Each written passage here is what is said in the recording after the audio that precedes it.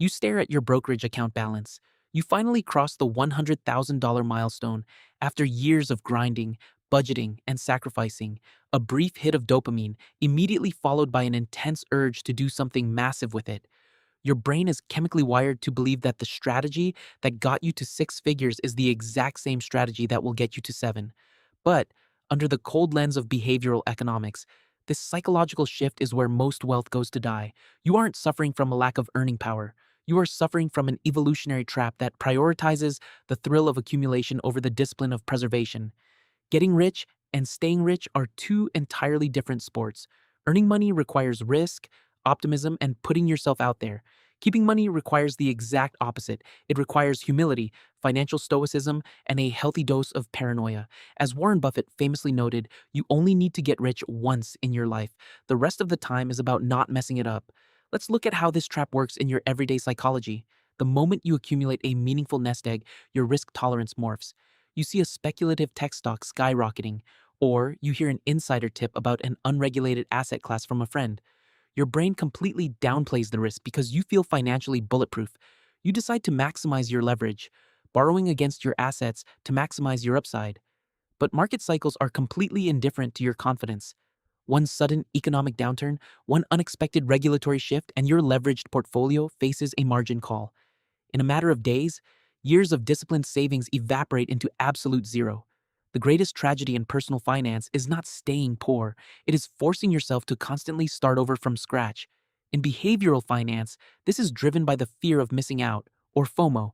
When you chase hot trends or invest in complex structures outside your circle of competence, you are gambling with your survival to acquire things you don't even need. Morgan Housel's research in wealth psychology proves that capital preservation is the real engine of long-term compounding.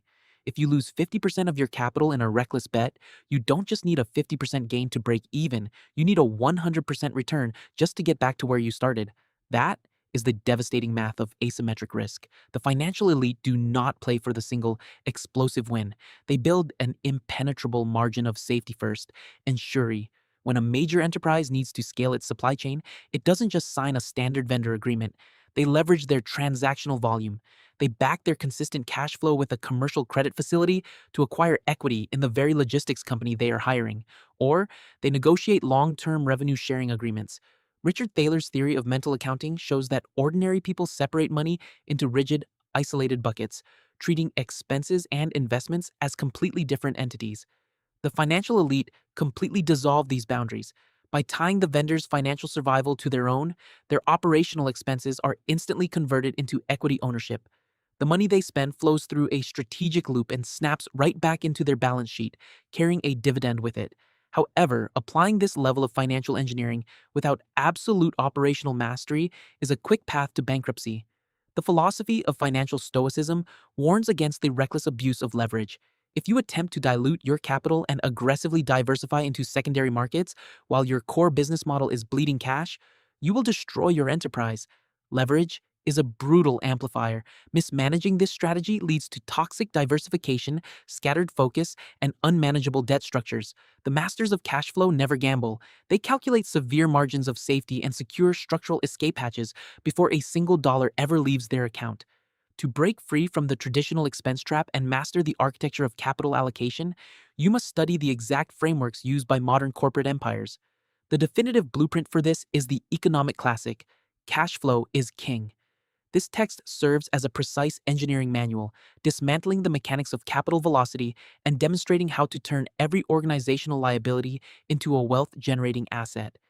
The key to financial dominance is not locking your money in a vault. It is designing a self-sustaining ecosystem that forces capital to circulate back to you. The blueprint to rewrite your financial rules is linked directly in the resources below. Whether you choose to master the hidden mechanics of your cash flow or continue serving as a passive line item on someone else's balance sheet is entirely up to you.